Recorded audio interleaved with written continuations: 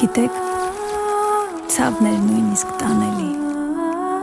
երբ սիրում էի անտանելի,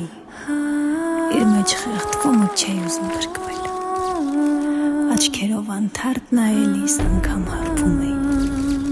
բայց մի օր խոսքերը կորան, լռություն դարձան ու աշխարհս ցնցեցին, մթություն եղավ, հիմա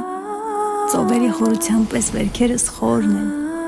լեռների մեծության պես հոգսերս մեծ։ Նա շարունակ փնտրեց սխալներս, չհասկանալով, որ այնտեղ հենց ինքն էր, փոխանակ որոներ ապրած սերս, որ այնտեղ ընդմիշտ կորցներ իրեն։